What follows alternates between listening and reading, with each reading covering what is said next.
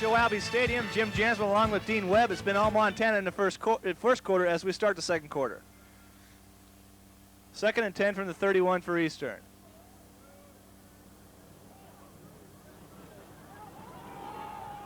Snyder throws it away and it's picked off. Tony Breland, number 2, picks it up. He threw it between 2 Eastern receivers, and unfortunately for John Snyder, there was Mr. Breland. Breland, a senior out of Renton High School in Renton, Washington. The 2nd interception of the half for Snyder. Snyder had the right idea. He pump fake, but Breland didn't take the fake, and then he threw. Here. Looked like he changed the play at the line of scrimmage, Dean. May have called an audible on the one. As he pump fakes, boom. Didn't fool Breland at all, and Breland steps in to make the interception. Threw it behind Bensley. Right. Second turnover of the half for the Eagles, both interceptions. Montana start things at the Eastern 33. Eastern offense making it tough on this. Eastern defense has done a great job so far. Coleman is hit hard at the 37, a loss of about 4. I believe that was going to be a halfback pass. As streaking down the field was a Montana receiver.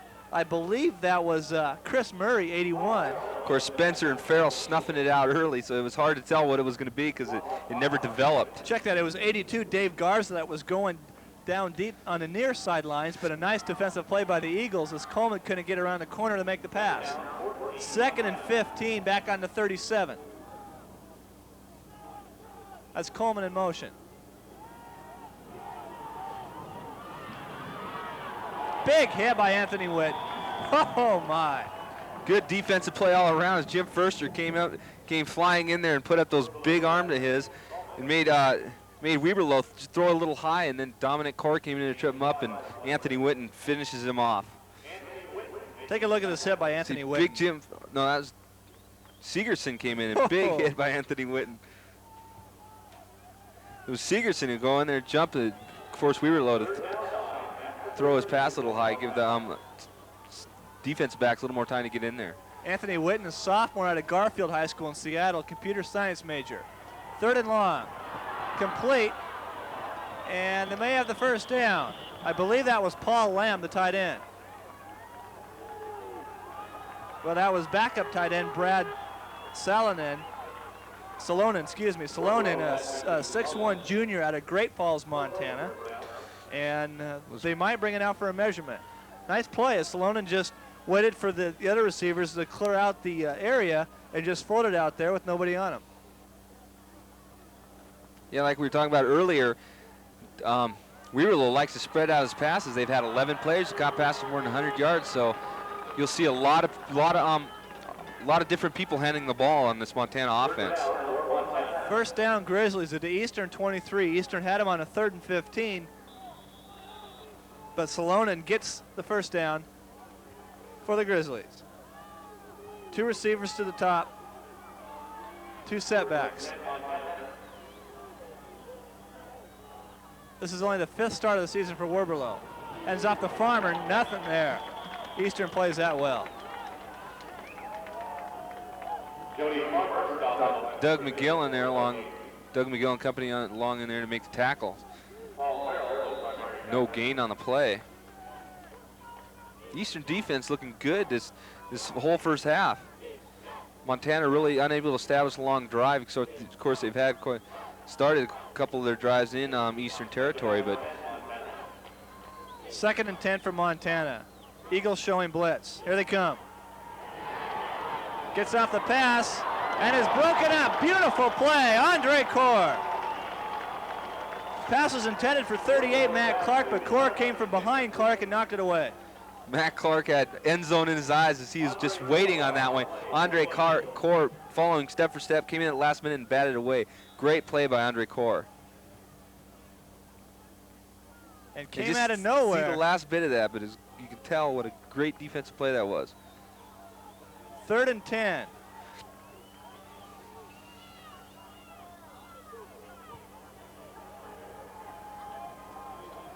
Weberlow. Across the middle to Clark, and he has a Montana first down. Matt Clark gets a reception.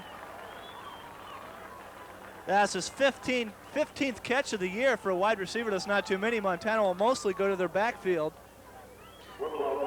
But that time it was Matt Clark, the junior freshman out of Missoula, who's a business major. And that young man must know knows what he wants to do in college. Only a freshman, and he's already declared. Of course, he's a redshirt freshman. This is his second year at Montana, as he was redshirted last year. 1st and 10 from the 10. I think they can get a first down. Coleman tries to get around the corner, gets tripped up down to the 4. Check that. They will not get a first down. They have to score.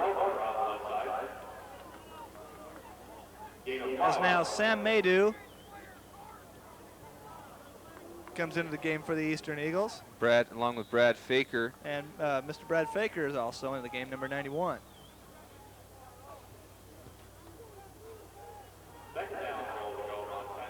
Second and goal from the 5. They mark Coleman out at the 5-yard line. Montana leads at 9-0. That's Coleman. Gets about a half a yard. It'll be 3rd and 5 from the 5. Oh, this would be big plus for Eastern's defense if they could come out of this possession holding them to just the field goal as Montana started this drive at their own 30-yard line. Eastern coaching staff, Dick Zorns is the head coach, Jake Cabell, defensive coordinator, Larry Hadimer, offensive coordinator, and their assistants. It's been a long year for that Eastern Eagle coaching staff. 3rd and goal from the 5 for Montana. Wiberlow rolling, throws deep end zone, and it's tipped away. Nice play, Kevin O'Connor. He's been everywhere this year. But believe me, he was there on that play. Kevin O'Connor wasn't fooled a bit. He had man-to-man coverage all the way, just like the play we saw earlier with Andre Core, just in there in the last minute, tip it away. Ball was intended for Salonen. They had 2. You've got to wonder if there's a mix-up in places. They had 2 wide receivers right in that corner. Now it'll be Slosher will be in for the field goal. His longest of the year is only 40 yards. He's just 5 of 7 as we have a penalty coming up on Montana. It is pass interference, loss of down, so they'll take it back to the 20 and make things tougher for Jake Slosher, but he was kicking him from about 45, 47 in practice. He was looking pretty good. I'm sure he likes to kick off this AstroTurf rather than the grass he has in Missoula. And that's another bit of adjustment for this Montana team. How much of adjustment is it playing on turf? He only played maybe 1 or 2 games on turf in the Big Sky the whole year. Boise State, Idaho State, and here in Spokane when you take on Eastern. As well as NAU, which is in a dome down there. Yeah. But of course, and wet turf, makes it even that much harder. 37-yard try. Blocked by Quentin Blythe. Second big defensive play made by Eastern. That's what Eastern's defense needed to do. Need to get the big plays, get something rolling here, and maybe a little of their enthusiasm will wear off on the Eastern offense to see if they can establish a drive. But Quentin Blythe going in there untouched was just smothered the ball. Maybe that's the thing that can get this Eastern team going. Right now, they've looked very lethargic on offense. You can see the near side on the left side of your screen on the replay. Quentin Blythe will go in there untouched. Well, we'll take a look at it after this play. 1st and 10 from the 26 for the Eagles.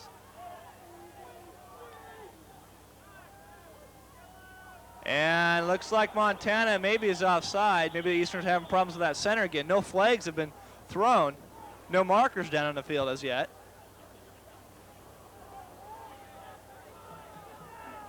If there is no flags, you got to wonder what's going through Tim Trout's mind right now, as he's obviously not getting the signals right from the Snyder. There's a mix-up between quarterback and center. And maybe Gary Peters can. There you see Blythe coming in with the block. We didn't see a flag, but evidently it is offsides against Eastern. Well, the Montana defense is now backed up to the 30, so maybe it's encroachment by Montana. See, it's hard to judge from crowd reaction who the penalty's against, because we were talking about earlier, there's such a large contingent of Montana fans here. And maybe it's no call because the ball has not moved from its original line of scrimmage. They're going to wave off the flag, and Don Reed isn't happy, and I can't blame him. Not a single flag was thrown on the field, And now Dick Zorns is down there putting in his 2 cents on the Eastern sideline, and we'll just start things over. Of course, when you got a mix-up on a play like that and there's all that running around, there has to be a penalty, unless it was penalties on both sides. In that case, it would just be a replay. But there was no explanation given for the call. They'll do the down over again. 1st and 10 for the Eagles from their own 26. Vernon Williams, he's got some room. And the speedy Williams gets outside and picks up a 1st down. Oh. Kind of wonder what this Eastern team could have done if they had a healthy Vernon Williams back there all year. As Vernon Williams is just such a spark plug in this offense that they need just to establish a running game. He's that second threat that will open up the passing game. And emotionally, he's such a positive young man as well. He really keeps everybody pumped up out there. Yeah, the Eastern offense just seems so much more confident and stable out there with Vernon Williams in the lineup. Azure and Bensley are out of your picture as Azure will now come in motion. Snyder, plenty of time. Screen out to Williams. Picks up a nice block there. And he's knocked out of bounds at the 47, a pickup of 8. Good running by Vernon Williams once he got the ball. Had a little trouble handling the passes. You'll see that a lot today with this kind of cold weather. The hands get a little cold, but once he got the ball, it was good running. Eastern loves to run this screen to Williams. Now it looked like offsides on Montana as you see him jump it. It was this quick little out to Vernon Williams. You can see his acceleration, his ability to accelerate. Just picks up 5 or 6 yards after the catch. Pick up a 7 on the play to Williams. It'll be 2nd and 3 for the Eagles. Looks like Montana's offside once again. Johnson will get the 1st down for the Eagles.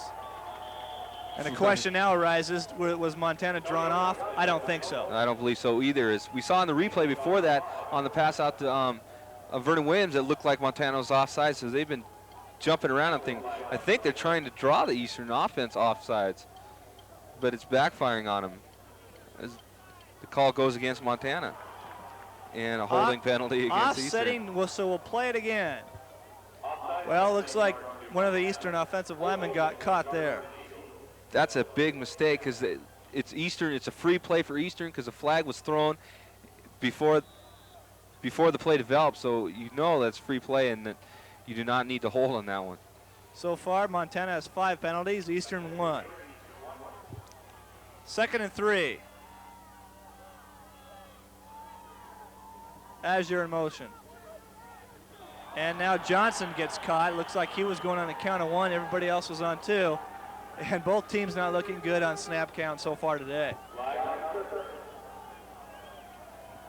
This is the kind of stuff that just gnaws at Coach Zorns, and you know he's a perfectionist, and nothing will upset him more than with dumb mistakes like jumping offside, just fundamental mistakes. And he's not the easiest coach to play for in the first place. No, many of you talk to a lot of players, and it's hard playing for Coach Zorns. He's a very hard coach to play for. He tends to belittle players and really be all over you. He's a perfectionist, and if you give him anything but, you'll feel the wrath of Zorn, as they say. But he is a winner in over 45 tries here at Albee. Eastern has only lost 10 games. And Eastern having all sorts of problems on offense. Maybe Montana came across and made some contact as there's pointing fingers going back each way.